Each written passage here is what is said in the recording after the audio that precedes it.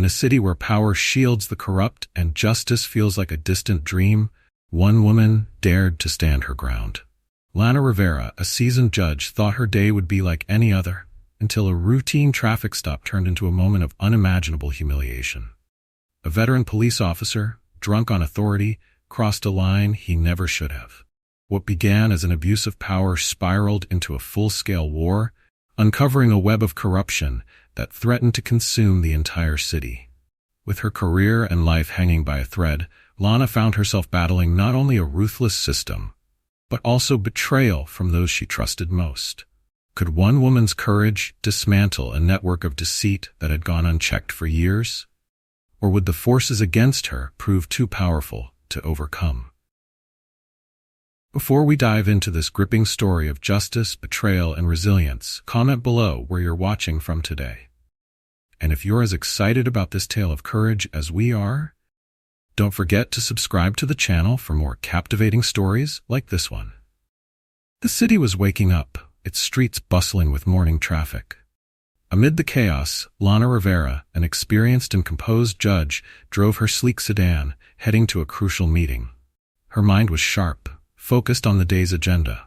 But little did she know, her routine morning would take a turn that would test every ounce of her resolve. As the light turned red at a busy intersection, Lana adjusted her sunglasses, momentarily observing the city's vibrant life around her. Beside her car, a police cruiser pulled up, its windows tinted, obscuring the faces inside. Lana paid no attention, lost in thought, until the sharp sound of a car horn startled her. The officer in the cruiser had rolled down his window, and his stern gaze was locked onto Lana. He was Tony Barker, a veteran cop notorious for his arrogance and penchant for intimidation. Years of unchecked power had encouraged him, and this morning was no different. Tony's young partner, Officer Marcus Reed, sat beside him, uneasy as he watched Tony survey the cars around them. Marcus had recently joined the force and was still adjusting to the murky waters of law enforcement politics. "Pull that one over," Tony instructed, nodding toward Lana's car. "Why?"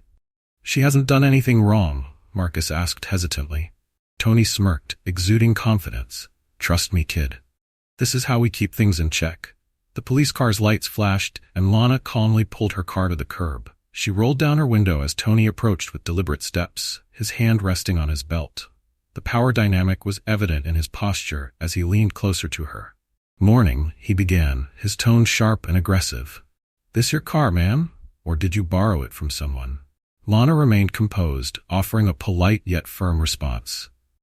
"This is my car, officer." "Is there an issue?" Tony's eyes narrowed, displeased by her unyielding demeanor. "License and registration." Now, without hesitation, Lana retrieved her documents, her movements precise but unhurried. As she handed them over, her gaze remained steady, her calmness bordering on defiance. "My name is Lana Rivera," she said. "I'm on my way to an important meeting, so if there's a problem, please let me know quickly." Tony's jaw tightened, the authoritative mask slipping momentarily to reveal irritation. He was used to people cowering under his scrutiny, but Lana's demeanor challenged his perceived dominance. "Important meeting, huh?" he scoffed, flipping through her papers with exaggerated indifference. "People like you think you're above the law. Guess what? You're not." "People like me?" Lana asked, raising an eyebrow. Tony leaned closer, lowering his voice. "Yeah, people who think their fancy cars and big words can get them out of trouble." Behind him, Marcus watched uneasily, sensing the tension escalating. He considered stepping in but hesitated, unsure how far his senior would go. Then, without warning, Tony's frustration boiled over. His face twisted in disdain, and he spat directly into Lana's face. For a moment, time seemed to stand still. Marcus froze, his eyes widening in shock. Passers-by slowed down, some watching in disbelief, others turning away in discomfort. Lana, however, remained astonishingly composed. She didn't flinch, didn't raise her voice. With an almost mechanical precision, she reached into her purse, retrieved a tissue, and wiped her face clean. Her calmness unnerved Tony, who expected an outburst. "What, nothing to say now?" he sneered, his smirk returning. Lana didn't reply. Instead, she reached for her phone and made a quick call. "This is Lana Rivera. I'd like Internal Affairs to send a team immediately. I'm at the corner of Maple and Fifth Avenue." Tony's smirk faltered for a split second, then he laughed. "Internal Affairs? Nice try, lady. Good luck intimidating me with that little stunt. Minutes later, the shrill sirens filled the air, cutting through the morning bustle. A black car with internal affairs insignias pulled up beside the scene. 2 officers stepped out, their presence radiating authority. Tony's confident demeanor cracked as realization dawned. Lana calmly exited her car, turning to face him. "I'm Judge Lana Rivera," she said, her voice firm yet composed. "You've just made the biggest mistake of your career." The weight of her words landed like a sledgehammer. Tony's face went pale, his earlier bravado replaced by a flicker of panic. Standing behind him, Marcus looked equally stunned, but silently relieved that justice might take its course. The internal affairs officers approached, asking Lana about the incident. As she recounted the events, Tony stood frozen, his mind racing to escape the mess he had created. The seemingly small incident would soon snowball into something far greater, shaking the city to its core. For Lana, this was not merely a personal affront, but the beginning of an unraveling. A battle against an institution that had long evaded accountability. With Tony's actions exposed, the first domino had fallen, and the city would soon witness a storm unlike any other. The morning incident had escalated into something far beyond a routine traffic stop. The presence of internal affairs officers had already drawn attention from onlookers and passers-by. As the tension thickened, Tony Barker tried to compose himself, but the cracks in his confidence were visible. He was used to being the predator, but now he felt cornered. Internal affairs officers, led by Detective Rachel Porter, approached Tony with sharp eyes, their questions direct and unforgiving. "Officer Barker," Rachel began, her tone as cold as steel, "we've received a serious allegation about your conduct. You're required to accompany us for an immediate review of the incident." Tony scoffed, attempting to dismiss the gravity of the situation. "This is ridiculous. A simple misunderstanding. That's all. She's blowing things out of proportion." Rachel didn't flinch. "That's not for you to decide. We'll need your badge and weapon for the time being." Lana Rivera observed the exchange silently, her face unreadable. This wasn't the first time she had seen someone like Tony, drunk on power, dismissing their wrongdoing as trivial. But she knew better than anyone that accountability wasn't something handed over easily. It had to be seized. Tony handed over his badge reluctantly, his jaw clenched in frustration. His younger partner, Marcus Reed, stood nearby, visibly uncomfortable but silent. Rachel turned her attention to him. "Officer Reed," she said, her tone softer but firm, "did you witness the incident?" Marcus hesitated, his eyes darting between Tony and Rachel. The weight of the question was evident. Speaking out against a senior officer could mean isolation or worse within the department. I was present," he stammered, his voice shaky, "but I didn't think it would escalate like this." Tony shot Marcus a sharp glare. His eyes filled with unspoken warnings. "Don't you dare," the glare seemed to say. Rachel raised an eyebrow, noting the interaction, but choosing not to press further. "We'll need a formal statement from you later," she said before directing Tony toward their car. As Tony was escorted away, Lana felt a small victory, though it was far from satisfying. She turned to Rachel. "I trust the department will handle this matter with the seriousness it deserves?" Rachel nodded. "Judge Rivera, we'll conduct a thorough investigation. If there's misconduct, he'll face the consequences." Lana thanked her, her tone polite but guarded. She had been in this world long enough to know promises of justice were often diluted by bureaucracy. Back at the precinct, the atmosphere was tense. Tony sat in an interrogation room, the fluorescent lights harsh against his face.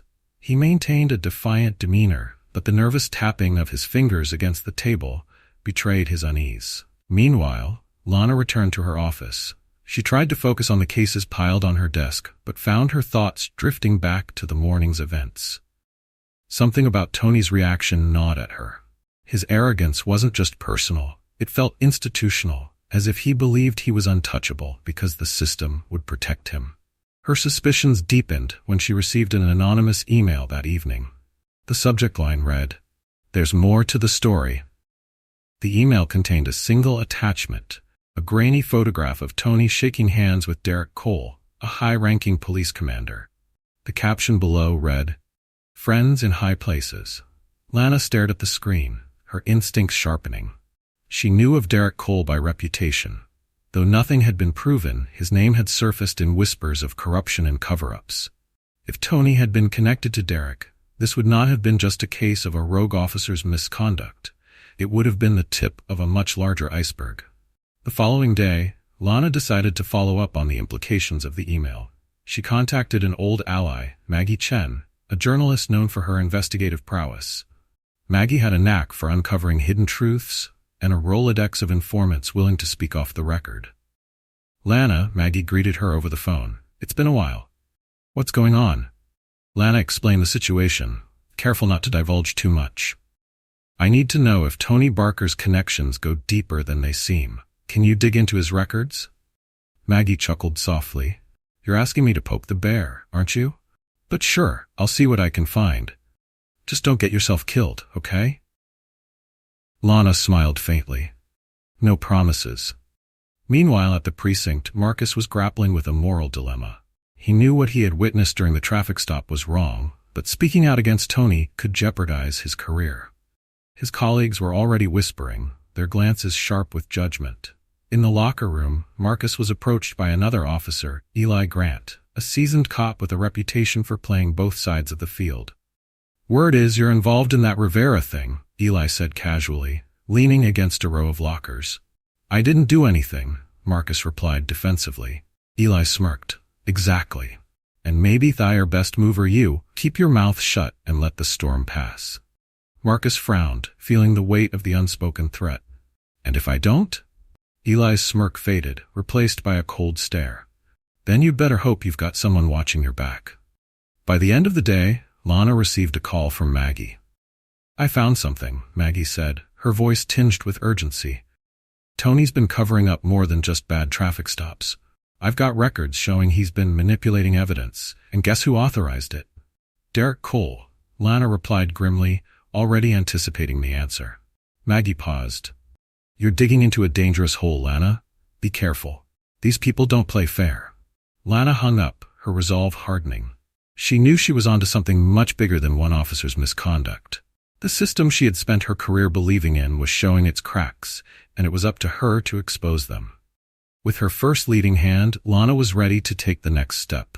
She wasn't just fighting for herself anymore. She was fighting for every victim who had been silenced by a system that thrived on corruption.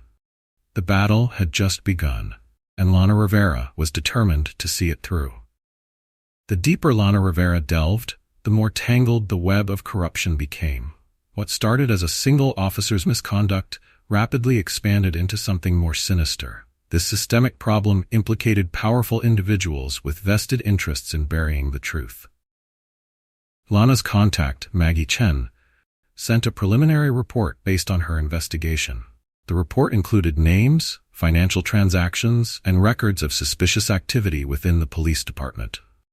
At the center of it all was Derek Cole, the influential police commander known for his charm and ruthless efficiency in silencing dissent. Late one evening, Lana reviewed the files in her study.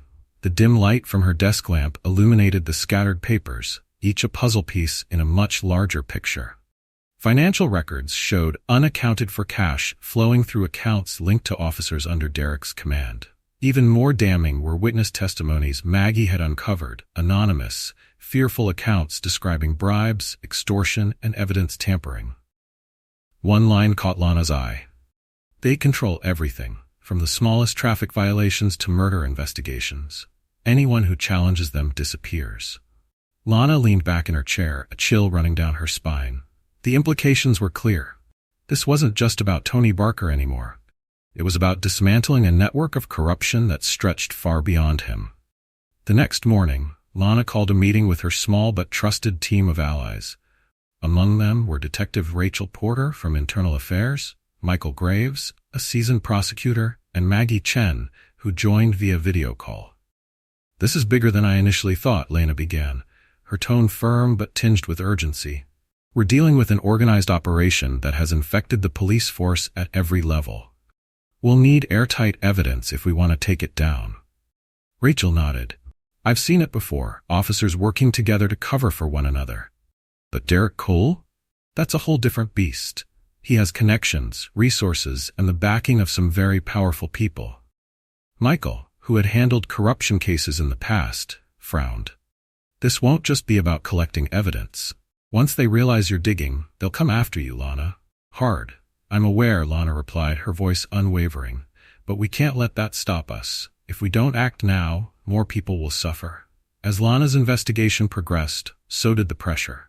Subtle warnings began to appear. One morning, as she left her house, she found a note tucked under her windshield wiper. The message was simple, yet chilling. Stop digging, or you'll regret it. Lana showed the note to Rachel during one of their meetings. They're trying to scare me, she said, holding the paper tightly. It won't work. Rachel's expression darkened. Be careful, Lana. Threats like these are rarely idle. Later that week, Maggie called with another update. I've uncovered a list of officers Derek seems to favor. They're all connected to cases where evidence went missing or key witnesses recanted their statements. Any way to tie them directly to him? Lana asked. Not yet, but I'm working on it, Maggie replied. Her voice dropped to a whisper. Listen, Lana, I also found something else. There's a rumor going around that Derek's planning to handle the situation. You need to be on high alert. The warning wasn't unexpected, but it still unsettled Lana. She had always known this fight would be dangerous, but the reality of it was beginning to sink in. The tipping point came when Lana received a call from an anonymous source. The voice on the other end was calm, trembling with fear. Judge Rivera, I don't have much time. Derek Cole knows you're investigating him. He's already making moves to silence anyone involved. Who is this? Lana demanded. That's not important, the voice replied. Just know that you will force his hand if you keep pushing. He doesn't play fair. Before Lana could ask more questions, the line went dead. That evening, as Lana was driving home, she noticed a black SUV in her rearview mirror. It stayed with her through several turns, its presence unmistakably deliberate. Lana's pulse quickened, but she maintained her composure. She turned into a busy street, hoping the traffic would discourage whoever was following her. When the SUV didn't back off, Lana made a split-second decision. She turned sharply into a narrow alleyway and parked, her heart pounding as she watched the vehicle pass without stopping. It was a clear message. Someone wanted her to know they were watching. Determined not to be intimidated, Lana pressed forward. She contacted Carlos Diaz, a colleague she trusted implicitly, to help her comb through the mountain of evidence she had collected. Carlos, I need someone I can rely on, she told him. If you're not comfortable, I understand. But this is bigger than just me. Carlos hesitated, his face a mix of determination and apprehension. Lana, you know I've got your back. But if Derek finds out, I'm helping you. I'll protect you, Lana assured him. We'll protect each other. The two worked late into the night, piecing together a timeline of suspicious activities that painted a damning picture of Derek's involvement in the corruption. From falsified reports to unexplained transfers of funds, the evidence was mounting. But they needed more. Something irrefutable. Lana's persistence was beginning to draw attention in the city. Rumors of her investigation spread through the precinct, creating a rift among officers. Some admired her courage, while others viewed her as threatening their way of life. Even Marcus, Tony's young partner, was torn between loyalty and doing what was right.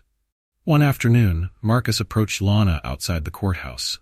Judge Rivera, he began hesitantly, I think I might have something to help you. What is it? Lana asked, her interest piqued.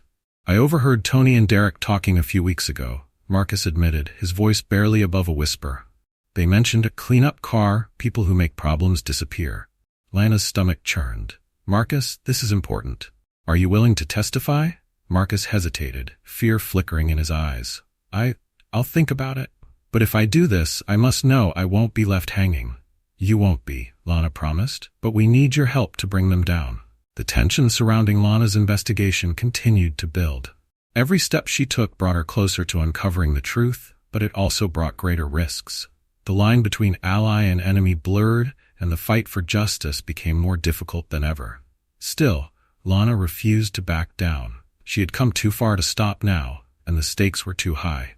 She wasn't just battling corrupt officers, she was fighting for the soul of the city itself. Lana Rivera's determination to expose corruption within the police force was beginning to ripple across the city. What had started as an isolated investigation into Tony Barker's misconduct had become a full-fledged inquiry into the systemic rot festering within the department. The stakes were rising, and the backlash was growing fiercer. Late one night, as Lana sat reviewing more files in her home office, she received a text message from an unknown number. The message read, "Turn back while you can.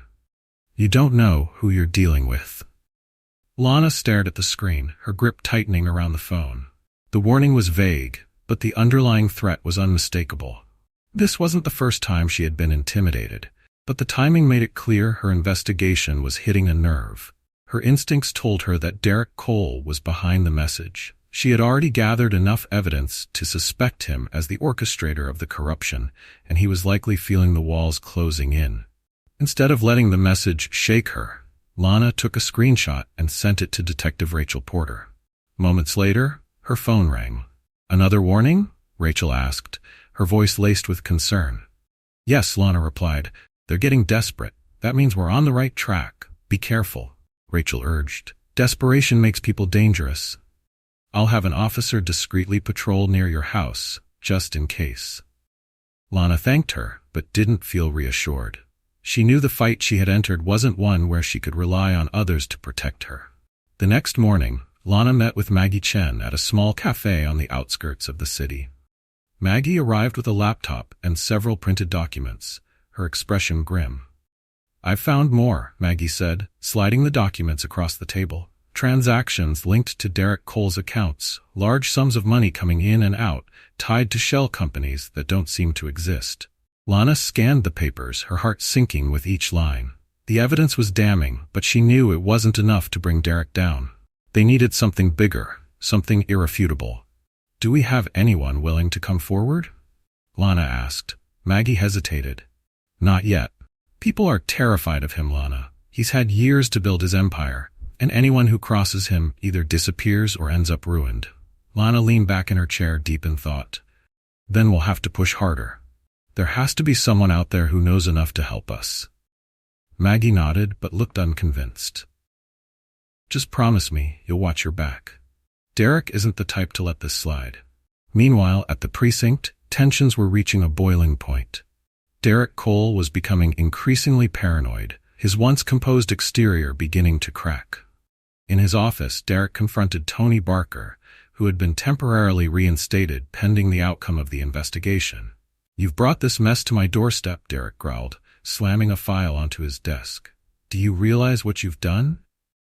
Tony shifted uncomfortably. "It was just a traffic stop. I didn't think." "That's the problem," Derek interrupted, his voice cold. "You didn't think. And now Rivera's on our trail, digging into things she has no business knowing."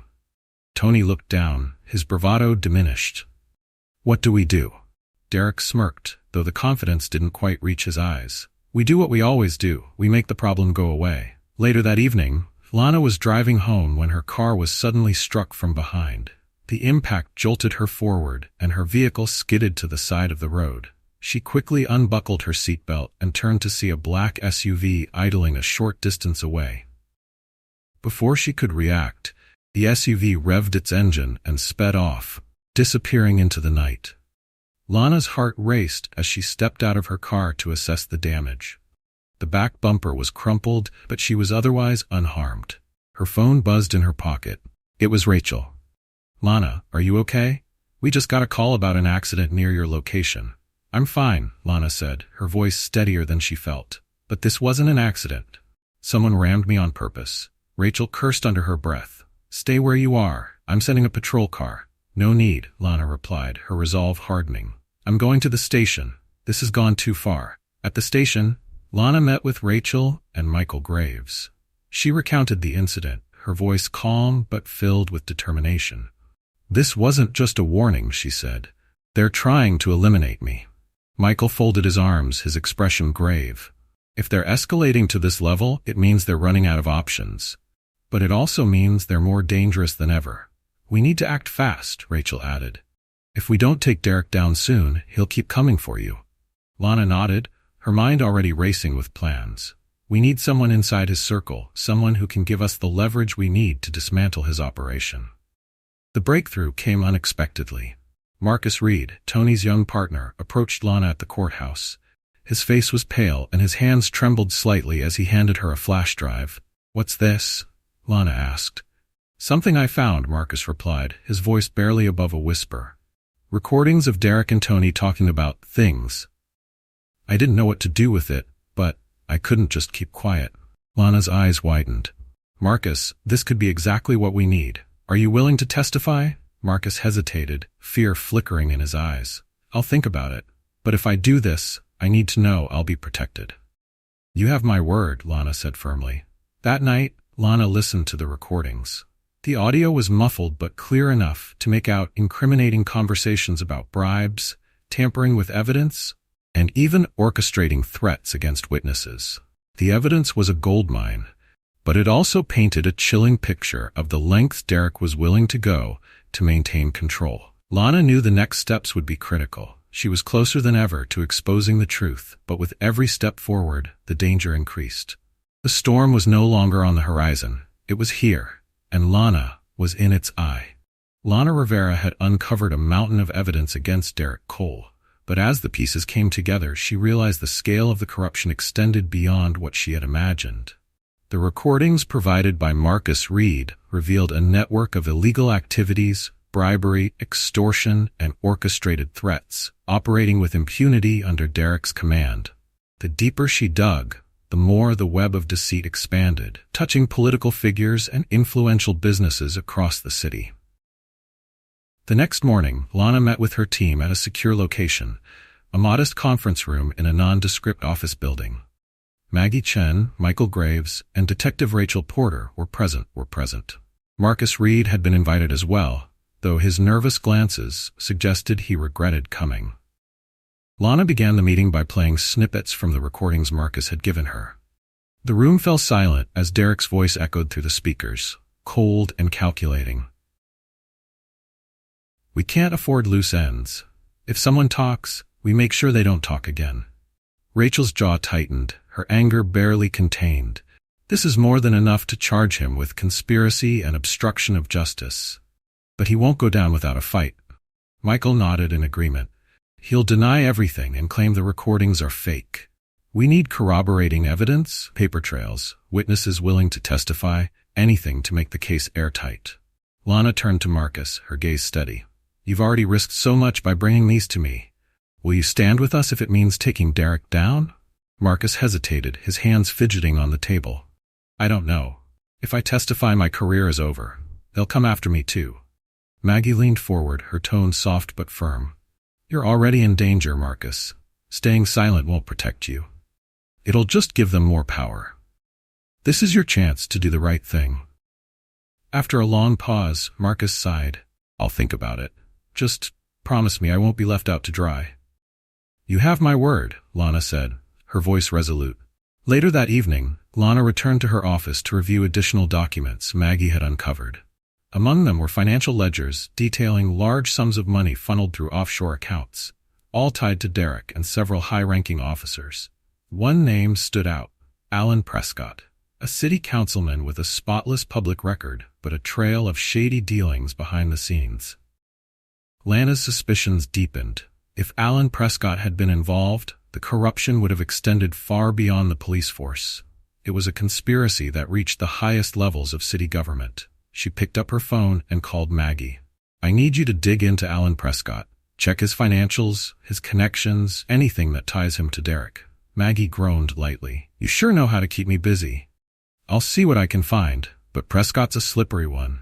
He's been in the game a long time." "I know," Lana replied. "But if we can link him to Derek, we'll have the leverage we need to dismantle their entire operation." The next day, Lana received an unexpected visitor at the courthouse. A middle-aged man in a dark suit approached her as she entered her chambers, his demeanor calm but imposing. "Judge Rivera," he greeted, extending a hand. "My name is Robert Langston. I represent Alan Prescott." Lana studied him carefully before shaking his hand. "How can I help you, Mr. Langston?" Robert smiled faintly, though it didn't reach his eyes. "I understand you're conducting an investigation into certain matters involving the police department. I'd like to advise caution." "Is that so?" Lana replied, her tone sharp. "Yes," Robert said smoothly. Councilman Prescott values stability in the city, and your actions are stirring up unnecessary conflict. It would be wise to consider the consequences of pursuing this crusade. Lana felt a surge of anger but kept her composure. If Councilman Prescott has nothing to hide, then he has nothing to fear. Robert's smile tightened. I hope you'll remember those words when the time comes. With that, he turned and walked away, leaving Lana with a sinking feeling in her chest. That evening, Maggie called with an update. I found something on Prescott, she said, her voice brimming with urgency. He's been receiving payments from one of Derek's shell companies, large amounts, and frequently. It's disguised as consulting fees, but the numbers don't add up. Do we have anything solid enough to implicate him? Lana asked. Not yet, but we're close, Maggie replied. I'm digging through his campaign finances now. If he's been laundering money, we'll find it. Lana thanked her and hung up, her resolve hardening. The walls were closing in on Derek and his allies, but she knew they wouldn't go down without a fight. As the pressure mounted, Lana began receiving more direct threats. One night, while reviewing evidence at home, she heard a noise outside her window. She cautiously approached, peering into the darkness, but saw nothing. Moments later, her phone buzzed with a text. You're being watched. Lena's heart pounded, but she refused to let fear consume her. She immediately called Rachel to report the incident. I'll have someone posted near your house, Rachel assured her. But Lana, this is escalating. You need to be extra careful. I will, Lana promised. But I won't stop. They want me to be afraid, and I won't give them that power. Despite the mounting dangers, Lana pressed forward. The investigation was reaching a critical point, and the pieces were beginning to fall into place. The recordings, financial records, and testimonies formed a damning case against Derek and his network. But as the evidence piled up, so did the risks. Lana knew the fight was far from over, and the storm was only growing stronger. The fight to expose Derek Cole and his network of corruption was pushing Lana Rivera to her limits. With every new piece of evidence, the stakes grew higher, and the resistance against her investigation intensified. It was no longer just about seeking justice.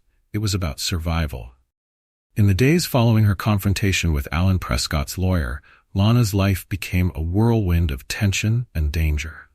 The police station, once a symbol of law and order, now felt like hostile territory. Officers loyal to Derek watched her with suspicion, their stares heavy with unspoken threats. Even those who sympathized with her cause were hesitant to openly support her, fearful of retaliation. Meanwhile, Detective Rachel Porter had been quietly gathering more intel on Derek's operations. She met with Lana in a secluded park one afternoon, the tension between them palpable. I've got good news and bad news, Rachel began, handing Lana a folder. The good news is, we've identified more officers tied to Derek's operation. They're directly linked to the missing evidence in several high-profile cases. Lana flipped through the documents, her expression grim. And the bad news? Rachel hesitated. Derek's not just targeting you. We've intercepted communications suggesting he's planning to discredit everyone involved in this investigation. If he succeeds, it won't just ruin our case. It'll ruin us. Lana clenched her jaw, the weight of the situation pressing down on her. Then we need to act fast. We can't give him the chance to strike first. Back at her office, Lana found a package waiting for her, a plain envelope with no return address. Inside was a series of photographs showing her meeting with Maggie Chen and Rachel.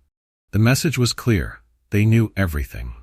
Accompanying the photographs was a handwritten note. End this now, or the next picture will be your family. Lana's hands shook as she read the threat. She had long accepted the personal risks of her mission, but the thought of her family being dragged into the crossfire sent a wave of fear crashing over her. She immediately called Rachel, who arrived within the hour. This is getting out of hand, Rachel said, examining the photographs. They're escalating. We need to move now, Lana.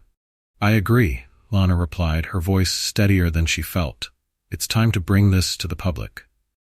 The next day, Lana held a private meeting with Maggie, Rachel, and Michael Graves to discuss their next steps. Maggie, always the pragmatic one, pushed for a bold move. We need to go public, she said firmly. Leak the evidence to the press. Once it's out there, Derek won't be able to control the narrative. Michael frowned. That's risky. If we don't handle it right, It could backfire and give Derek the opportunity to spin it as a smear campaign. Lana considered their arguments, weighing the risks against the potential rewards. "We'll do both," she decided. "Leak enough to draw attention, but keep the strongest evidence for court. That way we maintain control of the narrative while ensuring Derek can't escape justice." Maggie wasted no time putting the plan into action. Within hours, a series of damning articles began circulating online, detailing allegations of corruption within the police force. The reports included excerpts from the recordings Marcus had provided, implicating Derek and several of his closest allies. The public's reaction was immediate and explosive. Social media buzzed with outrage, and news outlets scrambled to cover the developing story. Protesters gathered outside the police station, demanding accountability and transparency. Inside the precinct, the atmosphere was chaotic. Officers were split between those loyal to Derek and those who saw the writing on the wall. Derek himself was livid, his usual calm demeanor shattered as he barked orders to his subordinates. "They think they can take me down with this," he growled, slamming his fist on his desk. "They don't know who they're dealing with." Lana's decision to go public wasn't without consequences. That evening, as she left the courthouse, a black car followed her through the dimly lit streets. She noticed it immediately, but kept her composure, driving toward a well-lit gas station. The car pulled into the parking lot behind her, and a man in a dark hoodie stepped out. Before Lana could react, he approached her window, his face partially obscured. "This is your last warning," he said, his voice low and menacing. "Walk away, or you won't see another sunrise." Lana met his gaze, her fear overridden by anger. "Tell Derek I'm not afraid of him. If he wants to stop me, he'll have to do it himself." The man smirked but said nothing more, retreating to his car and driving away. Undeterred, Lana pushed forward. The following morning, she received a call from Marcus Reed. "I've made my decision," Marcus said, his voice trembling but resolute. "I'll testify." Relief washed over Lana. "You're doing the right thing, Marcus. I'll make sure you're protected." With Marcus on board, Lana and her team began preparing for the next phase of their plan. They coordinated with Rachel to arrange a secure location where Marcus could provide his full testimony detailing his knowledge of Derek's operations. But as the walls closed in on Derek, his desperation grew. Late one night, Lana received a phone call from an unknown number. She hesitated before answering, her instincts on high alert. "Judge Rivera," a familiar voice drawled. It was Derek. "Derek," she said coolly. "I wondered when you'd call." His laughter was cold, almost amused. "You're playing a dangerous game, Lana. You've got no idea what you've unleashed." "I know exactly what I'm doing," she replied. "Your time is up." "We'll see," Derek said, his tone darkening. "But don't forget, games like this have consequences, and you're not untouchable." The line went dead, leaving Lana with a sinking feeling. The battle was nearing its climax, and Derek's threats hung over her like a storm cloud. Despite the mounting danger, Lana pressed on. She knew that the next steps would determine the outcome of everything she had worked for. The evidence was ready, the witnesses were prepared, and the public was watching. But Derek wasn't done fighting. His next move would push Lana to the brink, forcing her to confront the depths of corruption and betrayal within her own circle. As the noose tightened around Derek Cole and his network, Lana Rivera felt a creeping sense of unease. The threats against her were becoming more personal, and the pressure on her team was mounting. Yet, she remained focused, determined to see justice through. What she didn't anticipate, however, was that the greatest betrayal would come from within her trusted circle. Preparations for Marcus Reed's testimony were in full swing. Detective Rachel Porter had arranged for a secure location where Marcus could give his detailed statement. Meanwhile, Maggie Chen continued her relentless pursuit of evidence, uncovering connections that further implicated not just Derek, but also his political allies, including Councilman Alan Prescott. One afternoon, as Lana reviewed the latest batch of documents Maggie had sent, her phone rang. It was Carlos Diaz, her longtime assistant and confidant. Bookmark. "Lana, we need to talk," Carlos said, his voice strained. "Can you meet me at the park near 8th and Pine?" "It's important." The urgency in his tone caught Lana off guard. "Of course. I'll be there in 20 minutes. When Lana arrived at the park, Carlos was already there, pacing nervously near a bench. His usually calm demeanor was replaced by an anxious energy that immediately put Lana on edge. "What's going on, Carlos?" she asked, sitting beside him.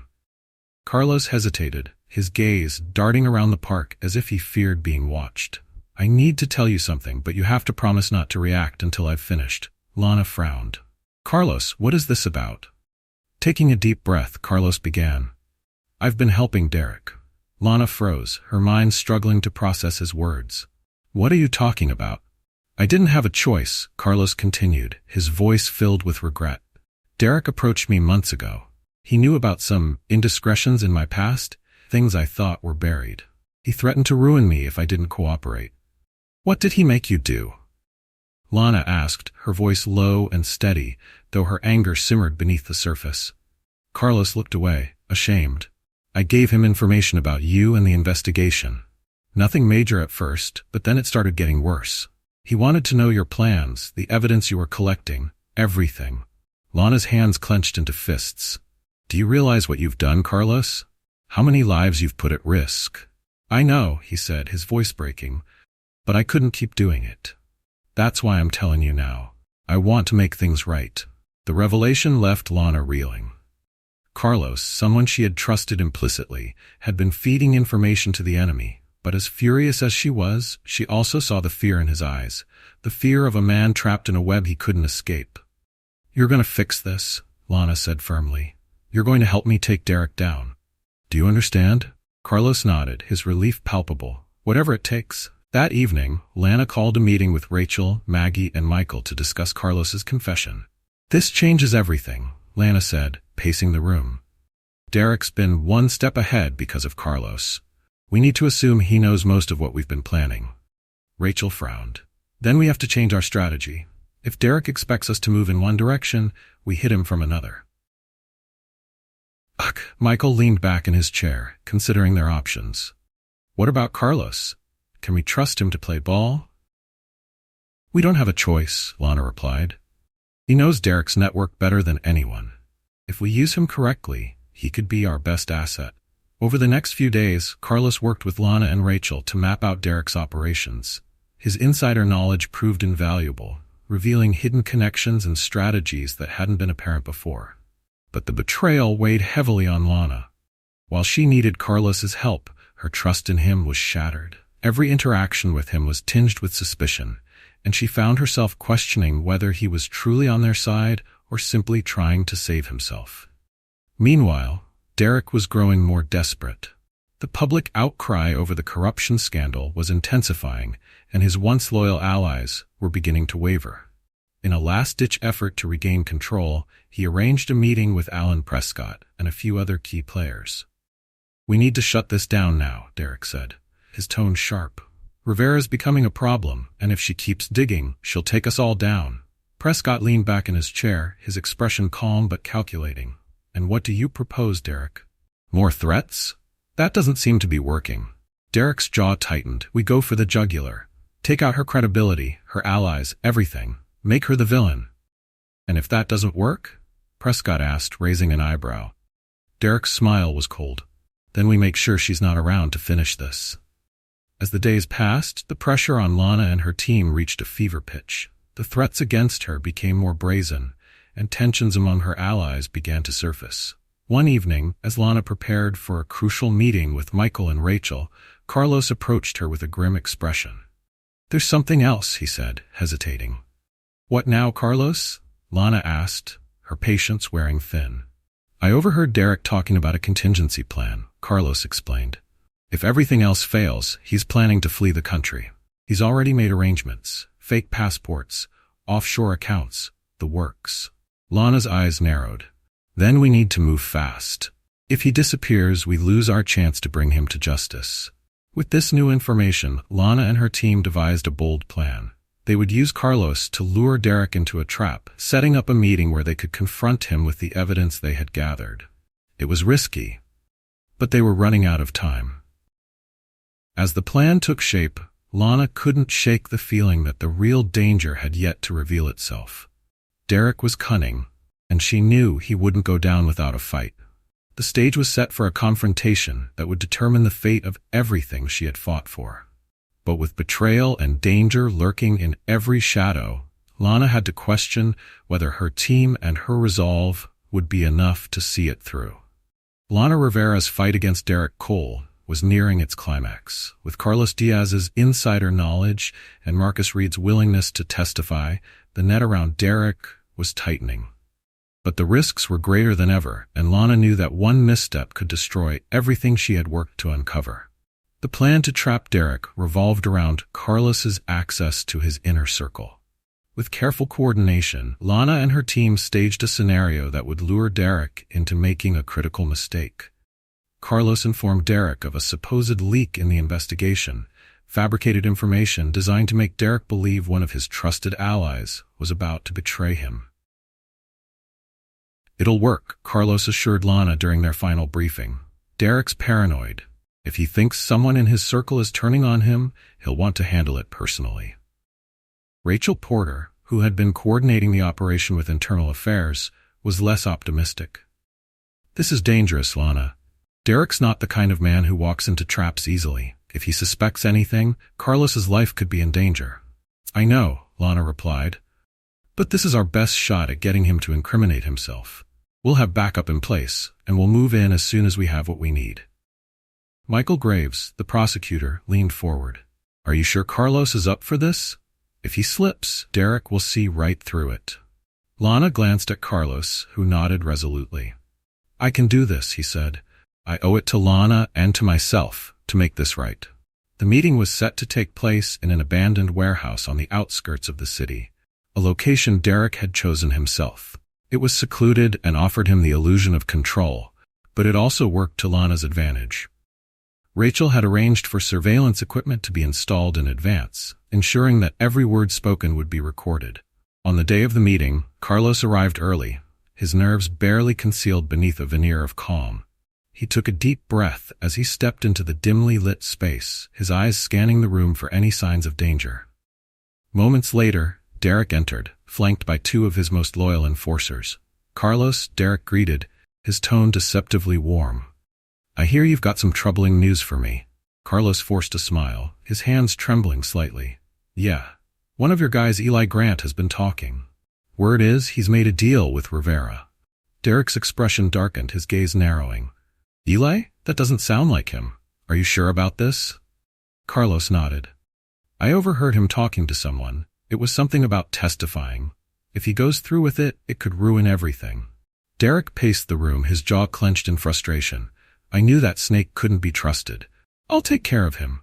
As Derek spoke, Rachel and her team monitored the conversation from a nearby surveillance van. Lana sat beside Rachel, her heart pounding as she listened to every word. They needed Derek to say something incriminating, something that would tie him directly to his network of corruption. Back inside the warehouse, Carlos decided to push further. "There's more," he said cautiously. "Eli mentioned some recordings. If Rivera gets her hands on those—" Derek stopped pacing, his eyes blazing with anger. "Recordings? Damn it, Carlos. How did this happen?" Carlos shrugged, playing the part of the reluctant informant. "I don't know. But if Rivera has them, she could bring you down." Derek's face twisted into a sneer. "She won't bring me down. Nobody will. Do you know how long I've been running this operation? How many people I've bought off? Judges, politicians, cops. They're all in my pocket. Rivera's just another idealist who thinks she can change the system. She'll fail, just like the rest of them." Rachel's voice crackled over the earpiece. "That's it. We've got him." Lana nodded, signaling to the team, "Move in." The doors to the warehouse burst open as a tactical unit stormed inside, weapons drawn. Derek's enforcers reached for their guns but were quickly subdued. Carlos stepped back, his hands raised in surrender, as Derek stared in shock at the officers surrounding him. "You're under arrest, Derek," Rachel announced, stepping forward with her badge in hand. "We've got enough evidence to put you away for a very long time." Derek's sneer returned, though it was tinged with desperation. "You think this changes anything? I'll be out in a week. People like me don't stay down." Lana entered the warehouse, her presence commanding. She approached Derek slowly, her expression calm but resolute. "Not this time," she said. "This time, justice wins." Derek laughed bitterly. "You really believe that? You're playing a game you can't win, Judge Rivera." "We'll see," Lana replied, stepping aside as officers led Derek away in handcuffs. The arrest of Derek Cole sent shockwaves through the city. News outlets broadcast the story for days, highlighting the extensive corruption within the police department and its ties to powerful political figures. Councilman Alan Prescott, implicated by financial records and testimony, was also taken into custody. For Lana, it was a hard-fought victory, but it came at a cost. Carlos, who had risked everything to expose Derek, remained under protective custody, his future uncertain. Marcus Reed, now a key witness, faced hostility from his peers and struggled with the weight of his decision. As Lana watched the news coverage from her office, a sense of relief washed over her. But it was tempered by the knowledge that the fight wasn't over. Derek's arrest was just the beginning. There were still others who had enabled his rise to power, and they would undoubtedly try to fill the void he left behind. Maggie Chen called later that evening. "You did it, Lana," she said. "You brought him down." "For now," Lana replied, "but corruption like this doesn't disappear overnight." "We've won a battle, Maggie, but the war is far from over." Maggie sighed. "I know, but at least now people see the truth. That's something." "It's a start," Lana agreed, her voice resolute. As the city grappled with the fallout of Derek's arrest, Lana prepared for the next phase of her fight. She knew that her work was far from finished, but she also knew she wasn't alone. With allies like Rachel, Michael, Maggie, and Marcus by her side, she was ready to face whatever challenges lay ahead. The arrest of Derek Cole and his key allies sent ripples through the city. News of their corruption dominated the headlines, sparking outrage and demands for systemic reform. For Lana Rivera, the victory felt monumental, but it was far from the end. The repercussions of her crusade against the entrenched corruption began to manifest in ways she hadn't anticipated. Days after Derek's arrest, Lana found herself at the courthouse, preparing to oversee the preliminary hearings against Derek and Alan Prescott. The atmosphere was tense. The corridors buzzed with journalists, attorneys, and protesters. As Lana passed through, she could feel the weight of the public's eyes on her. She had become a symbol of justice, but with that came immense pressure. Rachel Porter met Lana in her chambers before the hearing. "We've got a solid case," Rachel assured her. "Between Marcus's testimony, the recordings, and the financial records, Derek doesn't stand a chance." Lana nodded, but her expression remained guarded. "Derek's a fighter. He won't go down quietly. He'll use every trick he has to discredit us. That's why we have to stay ahead of him," Rachel replied. "We've taken out the king, but the rest of the board is still in play." The hearings began with Derek Cole appearing in court surrounded by a formidable legal team. He entered with his signature arrogance, smirking at the cameras as though he were still in control. His lawyer, Jonathan Klein, wasted no time trying to undermine the prosecution's case. "The evidence against my client is circumstantial at best," Klein argued. "These so-called recordings could have been fabricated. We all know how easy it is to manipulate audio in this day and age." Michael Graves countered with equal fervor. "The recordings are just one piece of a much larger puzzle. We have financial records, witness testimony, and a clear pattern of behavior that points directly to Derek Cole's involvement in these crimes." As the courtroom battle raged on, Lana observed silently from her seat. She had seen Derek's type before, men who believed they were untouchable, who thought they could manipulate the system to suit their needs. But this time, she was determined to ensure justice prevailed.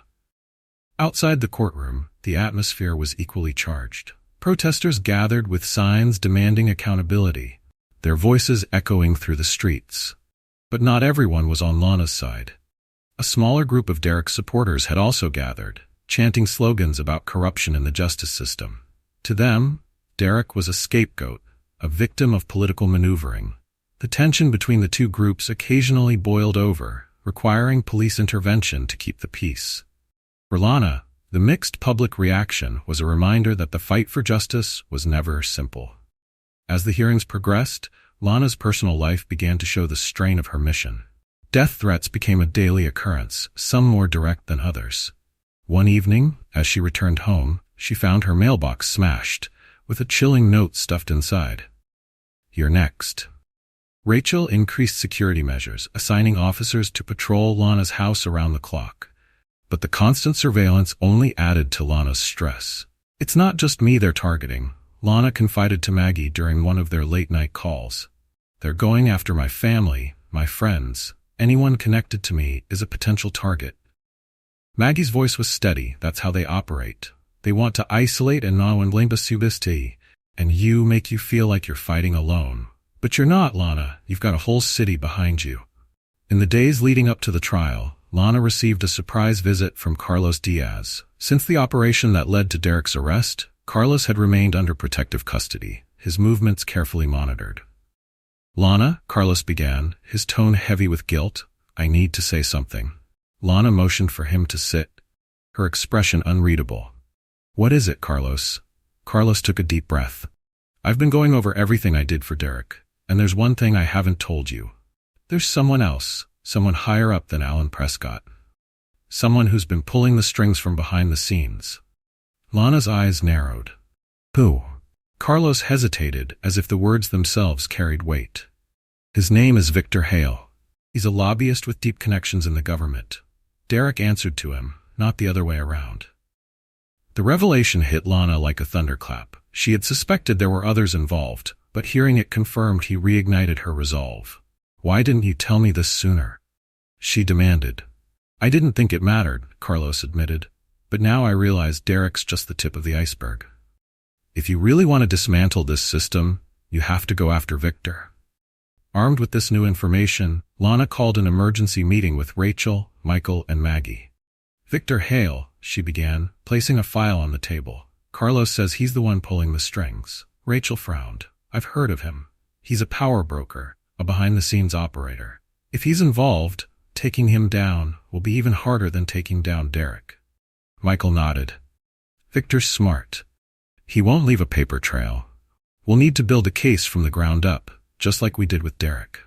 Lana leaned forward, her determination unshaken. "Then we start now. If Victor Hale is the mastermind, we can't stop until we bring him to justice." The following day, Lana received an envelope at her office. Inside was a photograph of her standing outside the courthouse, taken just hours earlier. On the back, a single sentence was scrawled in red ink. "You've been warned." Lana stared at the message, her resolve hardening. She knew the road ahead would be even more dangerous, but she was prepared to face whatever came next. As the trial against Derek Cole continued, Lana's focus began to shift. Taking Derek down was only the beginning. Now, she had her sights set on Victor Hale, the shadowy figure who had orchestrated so much of the corruption in the city. The fight for justice was far from over, but Lana was ready. She had faced betrayal, intimidation, and danger, yet she had emerged stronger each time.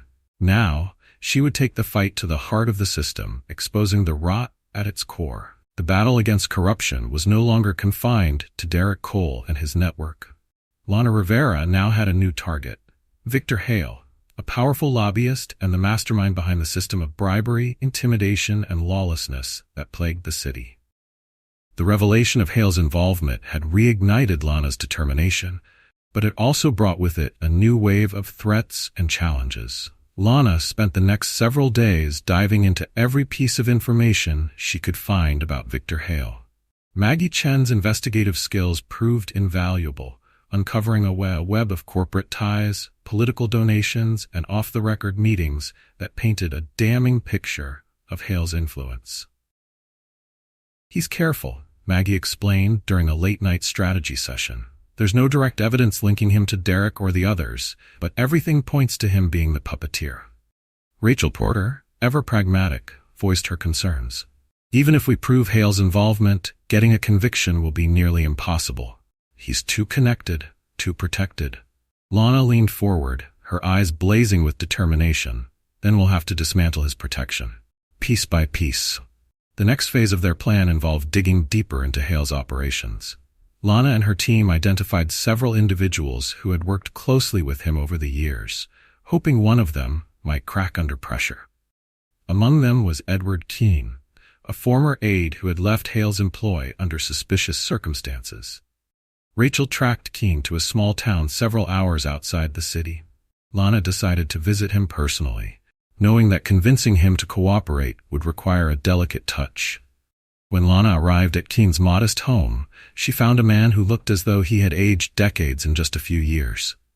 His hands trembled as he opened the door, his eyes darting nervously around the neighborhood. "You're here about Hale, aren't you?" he asked, his voice barely above a whisper.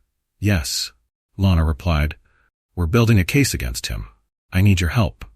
Keen hesitated, his fear evident. "You don't know what you're asking. Hale doesn't just ruin people, he destroys them. Their careers, their families, their lives." "I understand the risks," Lana said firmly, "but if we don't stand up to him, he'll keep getting away with it. How many more people have to suffer before someone says enough?" Keen looked away, the weight of her words sinking in. Finally, he sighed. "I'll tell you what I know, but you have to promise me protection." "You have my word," Lana said. Keen's testimony proved to be a turning point. He provided details about Hale's methods, how he laundered money through dummy corporations, manipulated elections with secret donations, and silenced whistleblowers through threats and bribes. But most importantly, Keen revealed the existence of a secret ledger, a detailed account of Hale's illegal activities. "If you can find that ledger," Keen said, "it'll be the smoking gun you need, but it won't be easy." Hale keeps it hidden in his private office downtown. Lana relayed the information to Rachel and Maggie. The team quickly devised a plan to obtain the ledger, knowing it would be the key to bringing Hale down. The operation to retrieve the ledger was risky. Rachel coordinated with Internal Affairs to secure a search warrant, but they needed to act quickly and discreetly. On a quiet evening, a team of officers entered Hale's office building under the cover of darkness, their movements precise and silent. Lana and Rachel waited anxiously in a surveillance van parked nearby, listening to updates from the officers inside. "We're in," one of the officers reported. "Searching now." Minutes felt like hours as Lana clutched her phone, her heart racing. Finally, the officer's voice crackled through the speaker. "We've got it." Returning to base, relief washed over Lana, but it was short-lived. As the officers exited the building, an unmarked car screeched to a halt nearby, and masked men armed with weapons emerged. "Bookmark ambush!" one of the officers shouted. Chaos erupted as the officers scrambled to protect the ledger. Shots were fired, but Rachel's team managed to repel the attackers and secure the evidence. Lana and Rachel met the team back at the precinct, where the ledger was placed under heavy guard. The ambush had been a stark reminder of the lengths Hale would go to protect himself. The ledger was everything they had hoped for and more. It contained detailed records of bribes, payoffs, and illegal dealings, all linked directly to Victor Hale.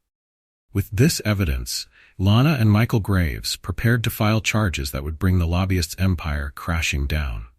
But Hale wasn't going to go quietly. The next morning, Lana received a call from an unknown number. Judge Rivera, a deep, calm voice said, "It was Hale." "I wondered when you'd reach out," Lana replied coolly. Hale chuckled, the sound devoid of warmth. "You've made quite a mess, haven't you? But you're playing with fire, my dear. I suggest you step back before you get burned." "I'm not afraid of you, Hale," Lana said. "Your time is up." "We'll see," Hale replied, his tone darkening. "But remember, fire spreads. Be careful who you let near the flames." The line went dead, leaving Lana more resolved than ever. The trial against Hale was one of the most high-profile cases the city had ever seen. Lana, Rachel, Michael, and Maggie worked tirelessly to prepare, knowing that the world was watching. Hale's legal team tried every tactic to discredit the evidence, but the ledger, combined with Keen's testimony and other corroborating evidence, proved too strong to refute. When the guilty verdict was finally read aloud, a wave of relief swept through the courtroom. Victor Hale, once untouchable, was led away in handcuffs, and his reign of corruption was finally brought to an end. In the days that followed, the city began to heal. Reforms were proposed to prevent future abuses of power, and Lana became a symbol of resilience and justice. But the scars of the battle lingered. One evening, as Lana walked through the quiet streets, she reflected on the journey that had brought her here. The fight had been grueling, the losses heavy, but the victories were real. Justice, she realized, wasn't about erasing the pain, it was about ensuring it wasn't endured in vain. Her phone buzzed with a message from Maggie. "The fight's not over, but you've given us hope. Thank you." Lana smiled faintly, her resolve renewed. The battle against corruption might never truly end, But as long as she had the strength to fight, she wouldn't stop, because justice, no matter how elusive, was always worth pursuing. This powerful story reminds us that justice is rarely straightforward. Lana Rivera's unwavering determination to confront corruption, even when faced with betrayal, danger, and overwhelming odds, showcases the importance of standing up for what is right, no matter the cost. The journey was grueling, exposing not only the depths of systemic corruption, but also the strength and courage required to challenge it. At its core, this tale is about resilience, integrity, and the ripple effect of a single person's courage. Lana's refusal to back down serves as a beacon of hope, reminding us that change is possible when we hold those in power accountable. It's a story of fighting for justice not just for oneself, but for the community, inspiring others to demand fairness and transparency in their own lives. The story also reveals the emotional toll of such battles. Lana's struggle wasn't just with external forces, but also with internal doubts and the weight of responsibility. Yet through her perseverance, we see that justice isn't about perfection. It's about the relentless pursuit of truth and the courage to make sacrifices for the greater good. As we reflect on this journey, we are reminded that corruption thrives in silence. It's only when brave individuals step forward to confront injustice that change can begin. Lana's story is a call to action for all of us, to hold ourselves and those around us accountable, to question systems that perpetuate inequality, and to never underestimate the power of a determined heart. If this story moves you, we want to hear your thoughts. Was it inspiring? If you thought the story was good, comment with a 1. If you thought it was amazing, comment with a 2. And share your own stories with us. Don't forget to subscribe to our channel so you won't miss more meaningful tales like this one. Share your thoughts on this story in the comments below. We'd love to hear from you. Let this story be a reminder that the fight for justice never truly ends, but it's always worth it. Together, we can make a difference.